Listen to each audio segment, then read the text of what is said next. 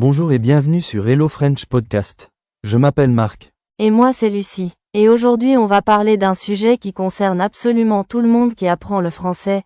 Est-ce qu'on a vraiment besoin d'une école pour apprendre une langue? C'est une question que beaucoup de personnes se posent. Et la réponse va peut-être vous surprendre. Abonnez-vous pour ne manquer aucun épisode. Marc, toi tu as appris l'espagnol tout seul, non? Sans école, sans cours? Oui, complètement. J'ai appris l'espagnol seul en 2 ans, sans jamais mettre les pieds dans une salle de classe. Et aujourd'hui je parle couramment. C'est impressionnant. Et comment tu as fait? Alors d'abord je veux dire quelque chose d'important. L'école n'est pas mauvaise. Les professeurs font un travail formidable.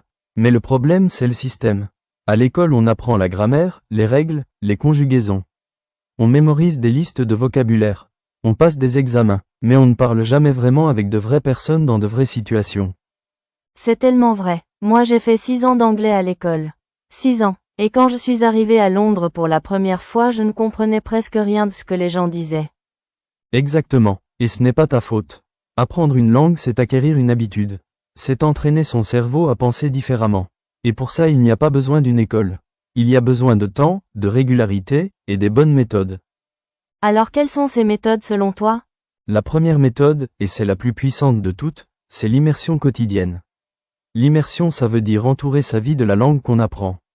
Pas 1 heure par semaine. Tous les jours, partout. Concrètement ça veut dire quoi? Ça veut dire changer la langue de son téléphone en français. Écouter de la musique française dans la voiture. Regarder des films français le soir. Lire des articles simples en français le matin.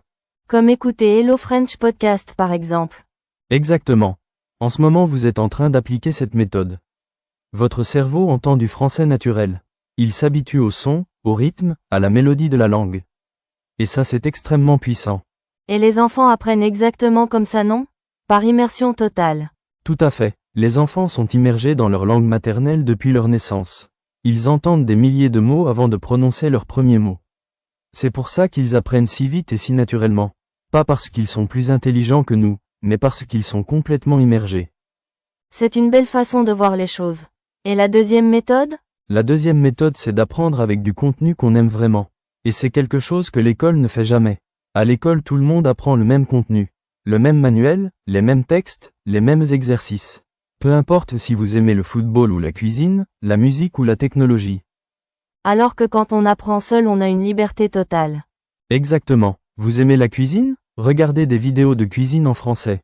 Vous aimez le football? Écoutez des commentaires de matchs en français. Vous aimez la mode? Suivez des influenceurs français sur Instagram. Et ça marche vraiment mieux que les méthodes traditionnelles? Beaucoup mieux, parce que quand on s'intéresse vraiment à un sujet, le cerveau est beaucoup plus attentif. Il retient mieux les mots, les expressions, les structures de phrases. On apprend sans avoir l'impression d'apprendre. C'est intelligent. Et la troisième méthode? La troisième méthode, et c'est celle qui fait le plus peur aux gens, c'est de parler dès le premier jour. Dès le premier jour? Mais comment on peut parler si on ne connaît pas encore la langue? C'est exactement ce que tout le monde se dit. Je ne suis pas encore prêt. Je fais trop d'erreurs. Je ne connais pas assez de vocabulaire. Mais il n'y a jamais de moment parfait pour commencer à parler. La seule façon de devenir à l'aise à l'oral c'est de parler.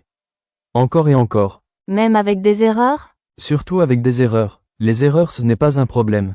Les erreurs c'est la preuve qu'on essaie, qu'on progresse. Trouvez un partenaire de conversation. Un natif, un autre apprenant, peu importe. Parlez 5 minutes par jour. Une conversation courte et simple. Et aujourd'hui avec Internet c'est facile de trouver des partenaires de conversation, non? Très facile. Il y a des applications, des groupes en ligne, des communautés de personnes qui apprennent le français dans le monde entier. Il n'y a vraiment plus d'excuses pour ne pas pratiquer. Et la quatrième méthode? La quatrième c'est la répétition espacée.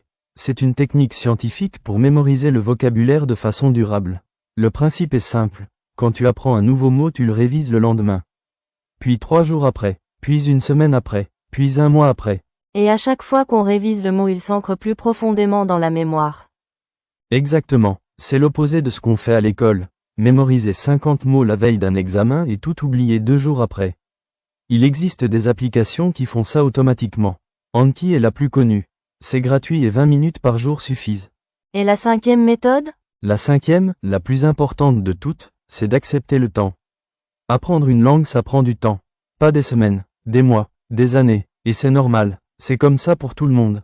On voit souvent des publicités qui promettent de parler une langue en 30 jours. C'est réaliste ça? Non, c'est du mensonge. Ça n'existe pas. Mais voici la bonne nouvelle. Si on pratique 20 minutes par jour, juste 20 minutes, dans un an on est à un niveau intermédiaire solide. Dans 2 ans on peut avoir des conversations complexes. 20 minutes par jour, c'est vraiment accessible à tout le monde. Complètement. Pas besoin de sacrifier des heures. Juste la régularité, juste la constance. Et vous êtes déjà en train d'appliquer ça en ce moment, en écoutant cet épisode. C'est un message très motivant. Et pour finir, si vous deviez donner un seul conseil à quelqu'un qui commence le français aujourd'hui, ce serait quoi? Commencez maintenant, pas demain, pas la semaine prochaine, maintenant, même si vous n'êtes pas prêt, même si vous avez peur. Chaque minute que vous attendez, c'est une minute de moins pour apprendre. Et vous, dans les commentaires, dites-nous depuis combien de temps vous apprenez le français et quelle méthode vous allez essayer. On lit tous vos messages. Et si cet épisode vous a aidé, likez la vidéo, abonnez-vous et activez la cloche de notification pour ne pas manquer nos prochaines vidéos. À très bientôt. Au revoir.